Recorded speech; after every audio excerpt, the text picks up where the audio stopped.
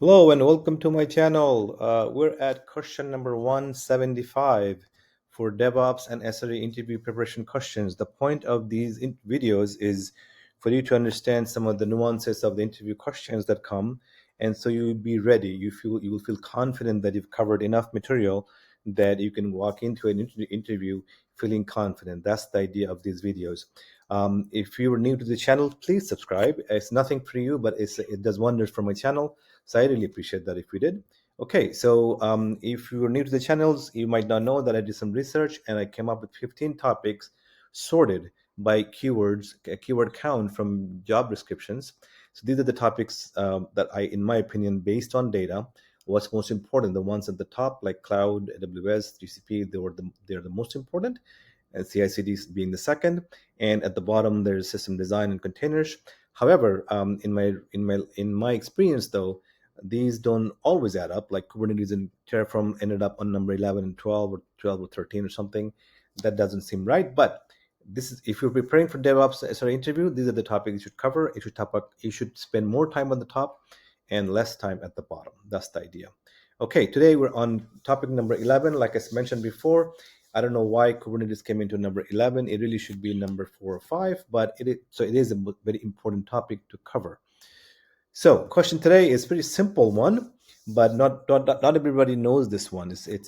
Anyway. The question is, what happens to containers if they use too much CPU or memory? What happens to these containers based, given the resource limit they've been already been given, right?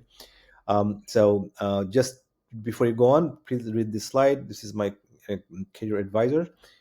He is very passionate about helping people. So yeah, sign up for his free session. So um, if they use too much memory, they're evicted. So what evicted means? That means that pod is killed, and whatever happens to the pods, um, if they don't match the desired state. Let's say that your replica set had 3 pods, right? And 3 were running. One of them was using too much memory. It will be killed. It will be evicted from RAM, right? Of the node where it's running. And the third one, because then it will see that there's only 2 running, a new one will be created. Now, if it's not part of a replica set or a deployment, then it will just be crashed. There will be no new one in its place. But the idea is, too much memory, you get evicted. Now, if the pod is using or the container is using too much CPU, what happens is it gets throttled. Means you don't get to, basically your pod will be slow. It's like running on a Windows machine that's slow, right?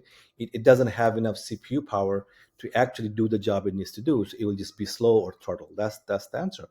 Hope you found this useful. If you have further questions, you can find me on LinkedIn or you can leave a comment below, and I will see you on the next one.